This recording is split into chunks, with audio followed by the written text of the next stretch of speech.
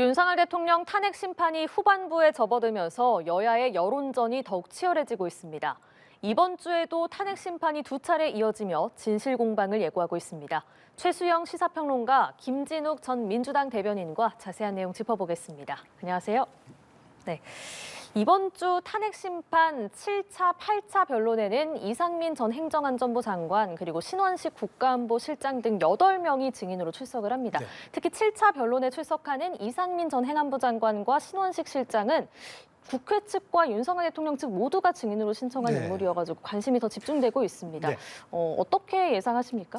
일단 이상민 장관은 두 가지가 좀 주목받을 것 같아요. 첫 번째가 이제 그 국무회의를 열었을 때, 계엄 당시 국무회의를 열었을 때 그때 이제 어떻게 어떻게 했느냐. 그다음에 이제 또 쪽지 여부가 또 논란이 될 수가 있겠고요. 그리고 이제 거기서 이제 소방청장이 또 증언한 게 있잖아요. 몇 개 언론사와 여론조사 기관에 단전 단수를 지시했다라는 건데 아직도 그 이상의 진척이 없어요. 그것에 대해서 아마 그 헌재 재판관들이 아마 집중 심리를 하지 않을까 싶고요. 그다음에 네. 그 신원식 안보실장 같은 경우에 굉장히 중요할 수가 있다고 저는 봅니다. 왜냐하면 과거 이제 이분이 안보실장 전에 국방부 장관 하지 않았습니까? 그럼 국방부 장관 당시에 재직 당시에 계엄에 대한 징후들이 있었느냐? 그리고 그 당시부터 대통령이 만일 지금 그러니까 여러 가지 보도를 놓고 보면은 계엄이 오래전부터 준비되어 왔다는 뭐 그런 얘기들이 있기 때문에 거기에 대해서 신원식 실장의 증언이 좀 매우 중요하게 분석이 될 것 같고요.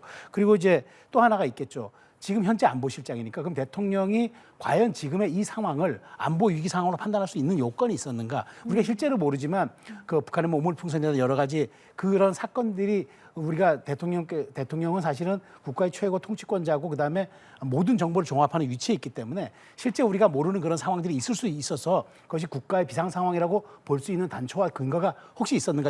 안보실장으로서 어떻게 보느냐? 아마 이런 쪽에 그 양측의 질문들이 오고 갈 것 같아요. 그래서 내일은 또 더더군다나 이제 이 두 분은 양쪽이 다 신청을 했기 때문에 헌재 심판관들이 아마 조금 좀 중립적 자세에서 질문을 하지 않을까 저는 그렇게 예상합니다. 예, 그래서 주신문도 2번, 반대 신문도 2번 이렇게 진행을 할 텐데 뭐가 쟁점이 될 거라고 보세요? 좀 전에 최수영 평론가께서 아마 주요 쟁점은 잘 짚어주신 것 같습니다. 그런데 이제 그 중에서도 이상민 전 행안부 장관 같은 경우에는 국무회의가 이제 좀 중요한 부분인데 예. 일단 국무회의가 정상적으로 개최가 됐는가 하는 부분에 있어서 여러 사람들의 의견이 갈리고 있어요. 특히나 그 한 총리 같은 경우에는 이거를 국무회의로 볼 수 없다라는 말씀을 지금 초지일관하게 하고 계시거든요. 그리고 또 한 가지는 국무회의가 정말로 정상적으로 있었다면 그 국무회의의 안건을 만든다거나 아니면 그 국무회의의 회의록을 추후에 작성하고 또 그 국무위원들의 부서, 서명을 받는 이런 모든 행위의 이 주체는 행안부가 하게 되어 있습니다. 그런 상황 속에서 그렇기 때문에 행안부 장관이 내일 모레 증언을 어떻게 하느냐에 따라서 이 국무회의가 정상적으로 개최가 됐는지 안 됐는지 여부, 거기에 부수라든지 이런 부분들까지 확인이 되는 것이고 이것이 정상적으로 안 됐다고 한다면 이 계엄의 그 법률적 요건, 지금 이제 헌법에서 규정 짓고 있는 계엄의 요건을 충족시키지 못하기 때문에 위헌적이고 위법적이라는 부분에 대해서 판단할 수 있는 근거가 되는 것이고요. 또 한 가지는 방금 전에도 말씀 주셨습니다만 그 쪽지라는 게 있지 않습니까? 저희 최상목 권한 대행도 대통령으로부터 쪽지를 받았다. 계엄에 관련된 참고하라는 문건이 적혀 있는 쪽지를 받았다 그러는데 이 부분에 대해서도 지난번에 김영현 전 국방부 장관이 헌법재판소에 나와서 발언을 할 때 본인이 전달을 6에서 7장 정도를 만들었고 그 부분에서 전달한 사람 중에 이상민 행안부 장관에게도 줬다라는 증언을 했기 때문에 예. 그렇다면 구체적으로 어떤 내용을 받았고 그 내용 안에 좀 전에 말씀 주셨던 것처럼 언론사에 대한 단전 단수 지시가 있었는지 이 부분은 굉장히 중요한 겁니다. 그래서 이 부분을 확인할 것이고요. 이제 또 한 가지는 신원식 전 국방부 장관 겸 현 안보실장인데 예. 이분에 대해서도 지금 논의가 나오고 있는 걸 보면 12.3 계엄이 단지 그 당시 시점에서 만들어진 것이 아니라 사실 작년 연초부터 지속적으로 몇 번에 걸쳐서 언급이 있었고 나름의 준비 상황이 있었다라는 것들이 있었기 때문에 아마 본인이 국방부 장관으로 있을 때 그리고 그 이후에 안보실장으로 있을 때 사전에 모의가 된 부분이 있는지 하나 하고 그다음에 신원식 실장이 12월 3일 국무위원들이 모이는 과정 속에서 그 한 총리한테 이렇게 얘기했다고 합니다. 아무래도 지금 이게 국방부 장관이 무리를 하고 있는 것 같다. 이런 발언을 했다라는 것이 지금 언론을 통해서 알려지고 있기 때문에 이런 부분들에 있어서 국회 측에서 또는 이 대통령 측에서 이 부분에 대한 질문들이 집중적인 질문들이 있을 것 같습니다. 네. 그리고 돌아오는 목요일에 8차 변론에서는요. 김봉식 전 서울경찰청장, 조태용 국정원장, 조지호 경찰청장 그리고 재판부가 직권으로 증인을 채택한 조성현 수도방위사령부 제1경비단장이 증인으로 출석을 합니다. 이 4명과 관련해서는 어떤 부분을 주목해서 봐야겠습니까? 저는 세 갈래라고 생각합니다. 조태용 국정원장이 저는 대통령 측에서 매우 중요한 증인이 될 거라고 봐요. 왜냐하면 조태용 원장에 대해서는 실제 지금 홍장원 1차장이 싹 다 잡아들이라는 초기 발언이 굉장히 내란 프레임을 형성하는데 매우 아주 중요한 심증을 굳히게 하는 그런 발언이 됐고 그 이후에 이제 말이 조금씩 바뀌어나갑니다. 헌재 심리에서도 얘기했지만 수첩을 원래 적었던 메모가 원문이 아니라 보좌관에게 받아 적게 했다는 얘기와 그다음에 다시 검거 지원 요청이라고 해야 되지 않느냐라는 재판관 질문에 그것은 내가 합리적이지 못한 부분이 있었다. 뭔가 사태 초기와는 다르게 얘기를 했단 말이죠. 그리고 처음에는 이제 사실 이 수첩을 공개한 것도 민주당 박선원 의원이에요. 근데 여기서 중요한 거는 원장에 대한 보고 시점도 엇갈리고 원장에게 보고했다와 보고하지 않았다 주장도 좀 엇갈립니다. 원장은 보고받지 않았다고 얘기했고요. 그런 측면에서 조태용 원장이 홍장원 전 차장에 대한 확인해주는 그런 굉장히 중요한 절차가 하나 될 것 같고요. 그다음에 이제 김봉식 그다음 조지호 전 청장에 대해서는 아마도 이제 그 체포조 운용에 대해서 과연 그런 방첩사와 어떻게 연락을 했는가 이게 이제 확인이 되겠죠. 근데 저는 이 두 분이 어쨌든 지금 구속이 된 상태이기 때문에 상당 부분 여기에 대해서는 이제 어떤 과연 이제 방첩 사령관과 어떤 결이 다른 답변이 나올지 이제 그게 주목이 되고 제가 보기엔 가장 중요한 증인은 그 조성현 증인 같아요. 왜냐하면 이건 헌재가 직권으로 한 거거든요. 양쪽이 한 게 아니라. 근데 이분이 이제 따지고 보면은 당시 군을 이제 이진우 수방사령관 예하에 있었던 핵심 실병력에 김현태 특임단장 외에 가장 중요해서 현장 지휘를 했던 지휘관입니다. 그렇기 때문에 조성현 대령이 어떤 식의 답변을 할 것인가. 그러니까 실질적으로 지휘관의 지시를 받아서 병력을 운용했고 그다음에 철수를 결정했던 그 중요한 분이기 때문에 이분이 어떻게 당시 상황들을 양쪽에 지금 주장이 좀 엇갈리고 있거든요. 그래서 그런 측면에서 조성현 증인이 어떤 식의 말하자면 결을 가준 말하자면 자기 증언을 할지 이게 아마 이제까지 흐름을 좀 이어가고 확인해주는 아주 중요한 분수령이 되지 않을까 생각합니다. 네, 이진우 전 수방사령관은 본인의 형사재판을 이유로 답을 잘 하지 않았는데 이 조성현 단장으로부터 의미 있는 답변을 들을 수 있을 거라고 보십니까? 저는 답변이 나올 수도 있다라고 보여집니다. 아마 또 모르겠습니다. 현장에서 말을 바꿀 수도 있고 답변을 거부할 수도 있기 때문에 정확한 거는 당일 봐야 되겠습니다만 지금 이진우 수방사령관 같은 경우에는 오늘 또 보도에 보면은 김용현 전 국방부 장관의 변호인이 이진우 수방사령관과 여인영 방첩사령관을 몇 차례 만났다라는 거예요. 지금 구속되어 있는 상황 속에서. 그래서 만나가지고 과연 무슨 얘기를 했을까? 또 만나고 그 만난 날들이 그 다음 날 국회에서 그 국정조사 청문회가 있다든지 아니면 헌법재판소의 증인으로 출석하기 전날 만났기 때문에 그날 만나서 과연 본인이 지금 그 여인영 수방사령관이나 이진우 수방사령관이나 여인영 방첩사령관의 변호인이 아님에도 불구하고 변호인이 될 것처럼 해가지고 만나서 뭔가 회유하고 설득하는 그런 말씀들을 나눴을 수도 있기 때문에 만약에 이런 부분들까지 감안을 해서 또 보면은 지금 이진우 수방사령관은 답변을 거부한 것도 많습니다만 이 조성현 그 단장 같은 경우에는 그날 바로 그 옆에서 모든 내용들을 듣고 실질적으로 이 지시를 했던 사람이기 때문에 여기서는 의미 있는 답변이 나올 수 있다고 보이고요. 다른 거 하나만 말씀을 드리면 지금 이 윤석열 대통령 측에선 계속해서 홍장원 전 국정원 1차장의 진술을 흔들고 신빙성을 낮추기 위해서 하시는데 지금 그동안 이 홍장원 1차장이 14명에서 16명의 명단을 받았다. 그걸 대통령으로부터 직접 받은 게 아니라 여인영 방첩사령관으로부터 받았는데 그런 부분들에 대해서 뭐 잘못된 거 아니냐 이렇게 얘기하는데 지금 여인영 방첩사령관도 내가 정확하게는 몇 명인지는 모르지만 명단을 불러줬다라는 건 확인됐고요. 그 이후에 지금 여기 그 수방사의 체포조들이 있지 않습니까? 이 체포조들이 나눴던 어떤 카카오톡 대화라든지 이런 내용들을 보면 정확하게 그 명단들이 거의 대부분 일치하는 부분이 있고 특히 여기 조지호 경찰청장도 대통령으로부터 받았다라는 명단 여기에 있는 내용들이 거의 비슷하게 일치하기 때문에 이 부분에 대해서 집중적으로 이 국회 측의 탄핵 소추인단의 질의가 있을 것으로 보여지고 여기에서 똑같은 답변들이 나온다면 그렇다면은 이 홍장원 전 국정원 1차장의 진술이 상당히 신빙성이 있었다라는 부분을 다시 한번 확인하는 그런 계기가 될 것 같습니다. 알겠습니다. 8차 변론기일이 마지막인데 아직 헌재가 추가 변론기일을 지정하지는 않았습니다. 기일을 추가로 지정할 가능성은 어떻게 보시는지요? 저는 뭐 헌재의 건 판단이겠지만 저는 개인적으로 당연히 해야 된다고 봅니다. 그러니까 박근혜 전 대통령 같은 탄핵 사건의 경우에도 17차 변론까지 갔거든요. 근데 지금 8차 정도 왔잖아요. 근데 네. 이게 처음에는 주목을 못 끌다가 지금 한창 주목을 끌고 있어요. 왜냐하면 증인들이 당초에 국회에서 했던 발언, 그다음에 공소장에 기재됐던 것, 그다음에 지금 나 헌재 심리에서 하는 것 각각 엇갈리고 있어요. 그래서 지금 뭐 또 곽 특수전 사령관 같은 경우에도 뭐 요원이다, 의원이다, 인원이다 해가지고 계속 지금 말이 바뀌어서 헌법재판관들도 계속적인 이제 추궁을 하는 그런 상황에서 이렇게 아직도 사실관계가 확인되지도 않고 아직도 뭔가 미진해 보이는 이런 상황에서 서둘러 심리를 끝낼 이유는 저는 없다고 봐요. 그래서 뭐 윤 대통령 측이 더 증인을 신청한다거나 아니면 국회 소추인단이 더 신청할 수도 있겠죠. 아니면 헌재가 직권으로도 할 수도 있는 거고 이번에 조상현 대령처럼. 그러니까 저는 지금 8차에서 종료한다? 이거 매우 허술한 거죠. 우리가 헌재 180일에 대한 탄핵 심리 기간을 부여하고 있잖아요.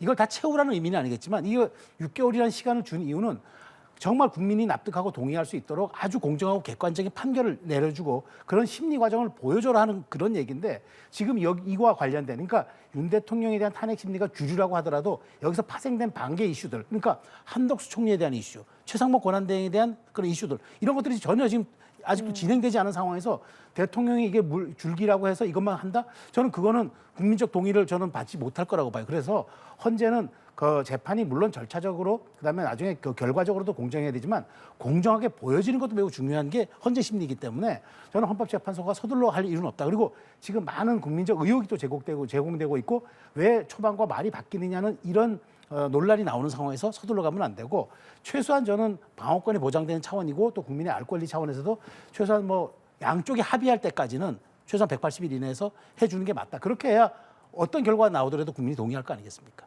최후 변론을 준비하라는 얘기도 없었고 말씀하신 것처럼 한덕수 총리 증인 문제도 남아있는 상황이긴 합니다.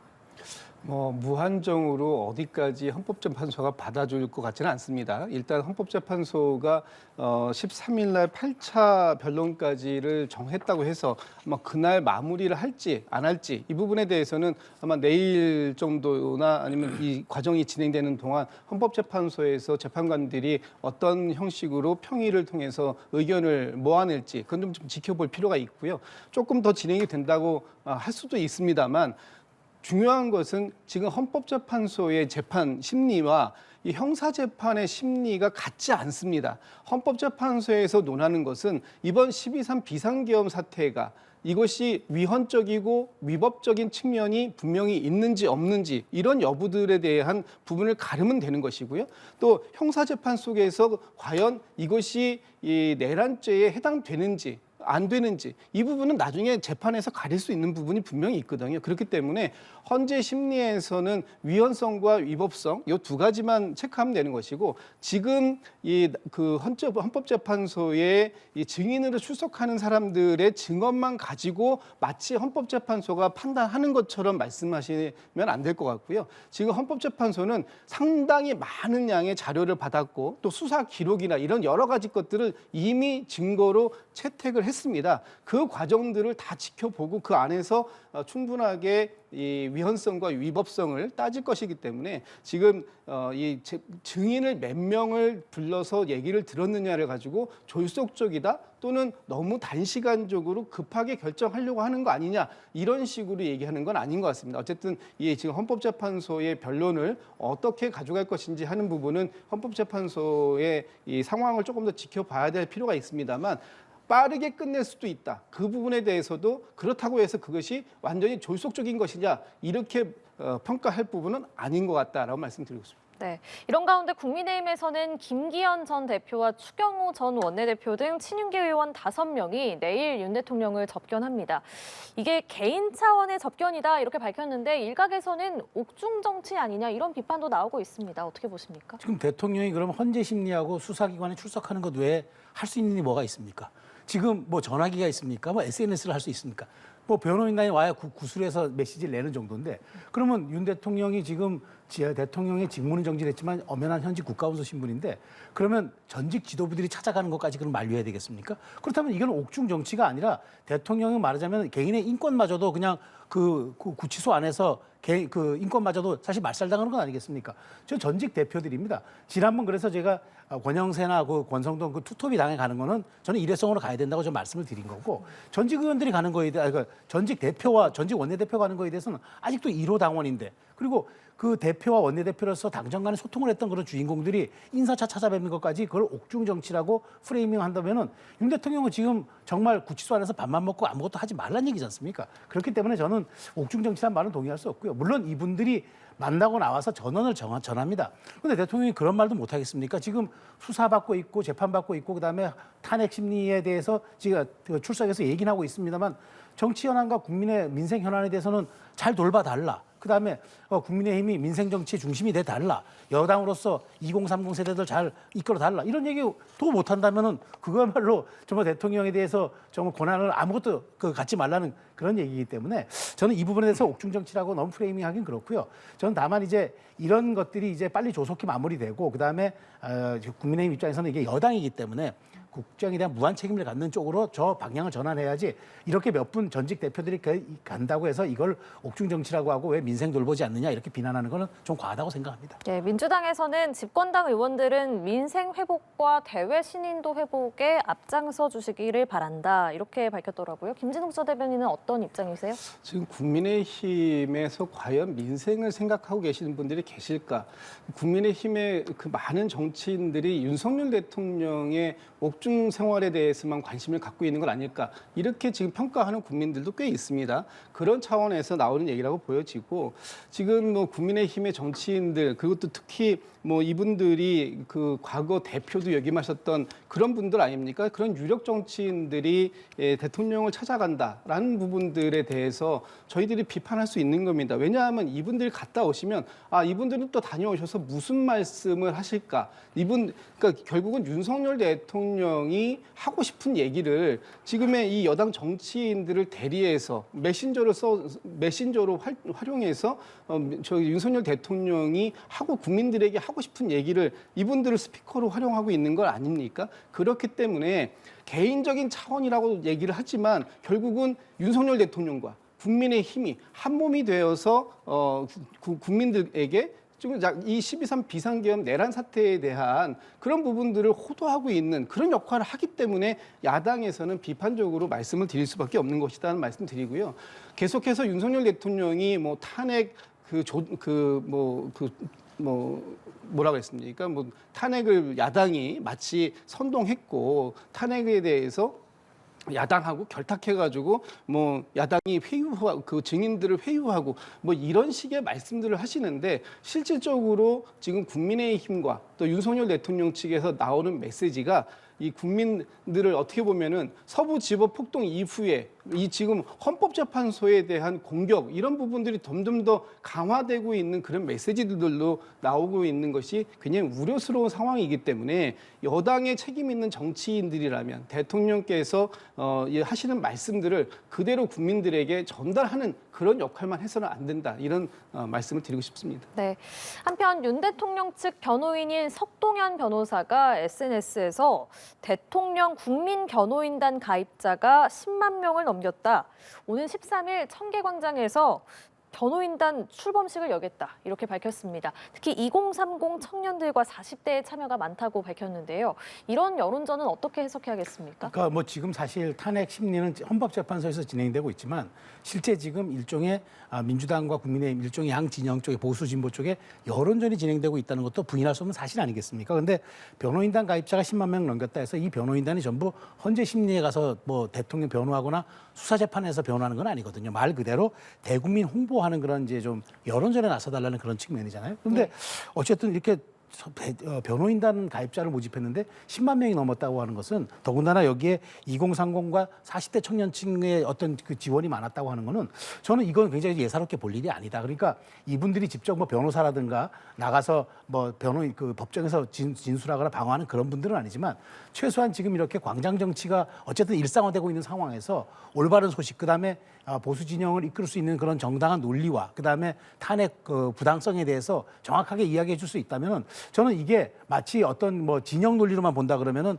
왜 이렇게 탄핵에 반대하느냐 이런 개념이 아니라 정말 이게 재판이 정당하고 공정하고 절차적으로 지켜달라고 대국민 호소하는 측면에서 그런 게 저는 윤 대통령의 여론 변호인단이라고 생각하는 겁니다. 법정 변호인단은 윤곽근 변호사나 뭐 저 석동희 변호사 측에서 알아서 하겠지만 그게 여론 변호인단들이 이렇게 국민적 스피커 역할을 할 수 있다 그러면은 저는 이 부분이 탄핵 헌재 심리는 이제 사실관계를 중심으로 가겠지만 그럼에도 지금 팽팽하게 여론이 지금 다시 좀 모아지고 있는 상황에서 어쨌든 저는 보수 진영에 큰 힘이 되는 그런 말하자면은 우분이 될 거라 좀 봅니다. 네, 이런 여론전은 어떻게 바라보고 계십니까? 뭐 각 진영에서 특히 윤석열 대통령을 지지하는 사람들 입장에서 보면 뭐 이런 거 할 수 있다고 봅니다. 그런데 저는 걱정이 되는 게 이게 단순하게 여론전을 넘어서서 탄핵 그 헌법재판소에서 탄핵에 대한 어떤 최종적인 결정이 나오고 그 결정이 대통령의 파면에 이르는 결정이 나왔을 때 그 결정에 대해서 불복하고 그 부분에 대해서 내전으로까지 이어지지는 않을까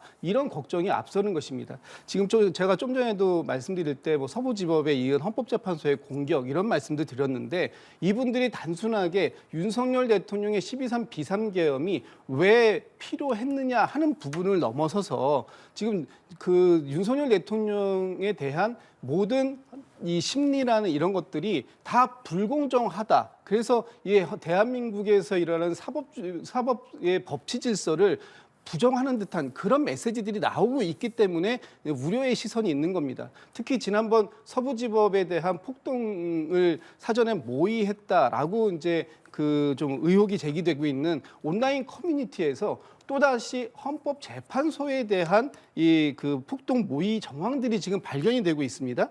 특히 헌재 주변에 답사를 다녀왔다든지 아니면 헌법재판소의 내부 평면도나 이런 것들이 온라인상에 지금 공유가 되고 있다든지 아니면 경찰의 방어벽을 뚫는 그런 내용들이 함께 공유되고 논의되고 있는 이런 상황들이 지금 그 일어나고 있는데 이것이 제2의 서부지법 폭동과 같은 그런 사건으로 비화되지 말라는 그런 법이 없기 때문에 굉장히 우려하는 것이고 윤석열 대통령에 대해서 지지하거나 또는 12.3 비상계엄에 대해서 충분히 그럴 수 있다라고 인정하는 그 수준 이상을 넘어서면 안 된다. 그런 측면에서 굉장히 걱정이 많다. 이런 말씀 드리겠습니다. 네. 그리고 이번 주부터 2월 임시국회가 본격적으로 가동이 됩니다. 내일은 민주당 이재명 대표 그리고 내일 모레는 권성동 국민의힘 원내대표가 각각 연설을 하는데 두 인물의 연설 어떻게 예상해 볼 수 있을지 두 분의 의견 짧게 듣겠습니다. 저는 뭐 이재명 대표는 조기 대선을 아마 당연시하면서 아마 본인의 우클릭 정책이라든가 뭐 민생에 뭐 이런 얘기를 하겠죠. 근데 민주당 입장에서는 빨리라도 조기 대선이 돼야 이재명 대표의 뭐 사법 리스크도 좀 덮을 수 있고 하니까 아마 그런 쪽으로 아마 메시지가 강렬하게 나갈 거라고 보고 저는 권성동 의원은 좀 다를 것 같아요. 권성동 원내대표는 지금 어쨌든 국민의힘이 여당 아닙니까? 여당으로서 책임 있는 지금 민생 경제 정책이라든가 이런 것에 대해서 특히나 트럼프 정부가 출범한 이후에 우리 국가안보 외교 이런 측면에 책임 있는 걸 강요하면서 조기 대선과도 선을 긋는 쪽으로 그 말하자면 메시지가 나가는 약간의 그런 좀 양당 원내대표와 양당 대표는 좀 이원화된 그런 완전한 다른 결로 저는 연설할 거라고 봅니다. 예. 내일 이재명 대표의 메시지가 이제 오늘 당에서 약간 그 좀 예고를 좀 한 게 있는데 네. 회복과 성장이라는 주요한 키워드를 가지고 얘기할 것으로 이렇게 전해지고 있습니다. 뭐 지금 윤석열 대통령의 탄핵과 관련된 얘기는 뭐 언급하지 않을 것 같고요. 어쨌든 그 사회 안전망을 좀 더 튼튼하게 만들고 지금의 이 어려워진 경제 성장이라든지 이런 부분에 대해서 이재명 대표가 좀 더 강조해서 얘기할 것 같은데 저는 이제 그 권성동 국민의힘 원내대표께서도 이런 쪽에 좀 같이 좀 호흡을 맞춰주셨으면 좋겠다. 지금 국민의힘에서 나오는 메시지는 그냥 기승전 이재명 대표에 대한 비판밖에 없거든요. 그리고 이 국가 경영이라는 것이 이재명 대표에 대해서만 반대하면은 모든 것이 정상적으로 이루어지는 것처럼 이렇게 말씀하실 게 아니라 지금 국민들이 어려운 이 환경 속에서 경제라든지 외교 안보라든지 이런 측면을 바라보고 있다 하는 부분을 좀 같이 공감해 주시는 그런 메시지가 나오길 좀 기대해 보겠습니다. 네, 두 분 말씀은 여기까지 듣겠습니다. 지금까지 최수영 시사평론가 김진욱 전 민주당 대변인과 함께했습니다. 고맙습니다.